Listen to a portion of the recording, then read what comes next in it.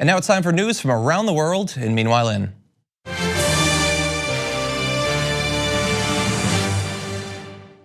Yeah, around the world, Amnesty International has now released a travel advisory warning saying that those traveling to the United States could well be shot. Let's take a look at this image. That's what they sent out with a ton of helpful tips for people who are thinking about traveling to the dangerous, rugged outback that is the US of A. Yeah, our violence has gotten so bad that you have to be warned against it. The organization urged travelers, quote, to exercise extreme caution when traveling throughout the country due to rampant gun violence, adding that gun violence is so prevalent in the US that it amounts to a human rights crisis, which seems like an accurate reflection of what's going on here. Ernest Coverson of Amnesty International said people in the US cannot reasonably expect to be free from harm. A guarantee of not being shot is impossible, which might be the saddest sentence that I've seen in some time.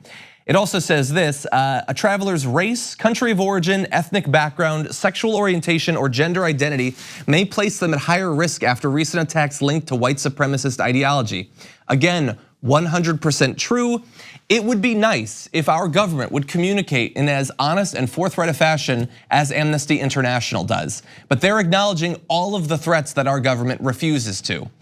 Finally, by the way, so that's Amnesty International, but this is actually something that's been happening.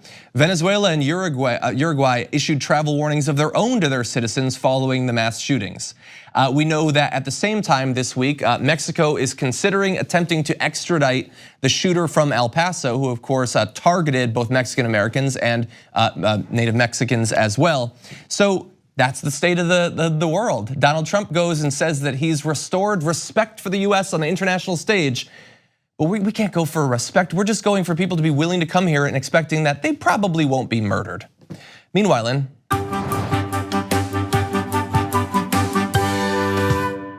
on the moon, they've got some new visitors, tardigrades. You're familiar with tardigrades? We'll show you some pictures. But how did they get there, these creatures?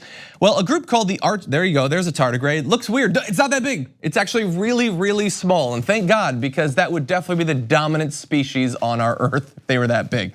So there's a group called the Arch Mission Foundation. So there was this space probe, and they had installed a library of sorts on the craft. The library was etched onto a nickel metal disc. It contained nearly all of English Wikipedia, copies of classic books, human blood samples, and tardigrades. And so when it crashed onto the moon, the idea is that all of that stuff will now be there for forever, possibly, for aliens to find maybe.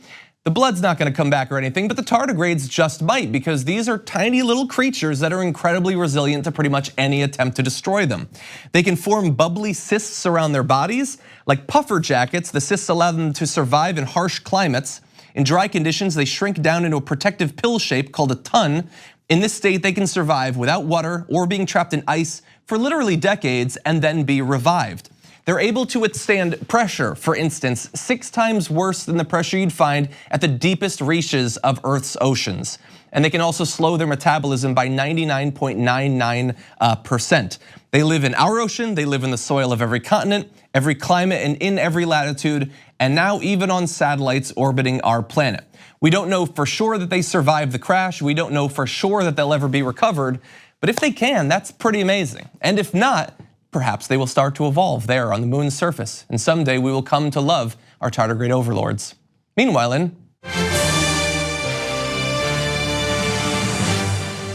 Greenland has been the site of record melt. We're gonna show you an image in just a second, but first you should understand that last month there was a heat wave that scorched the entirety of the ice sheet.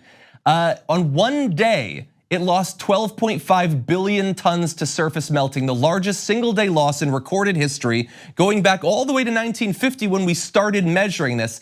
That was the worst day ever. In just 2 days, from July 31st to August 1st, they lost enough ice to cover Florida in 5 inches of water. They lost 60 billion tons of ice in just 1 week. Let's bring up the video, just show you a few seconds of what this looks like. This is not like a casual melt. This is torrential. This is rivers melting. Now some of that will come back once we get into the winter, but this is record breaking and that is noteworthy. At some point, Greenland might indeed be green, and that is not a future we should be working for as humans.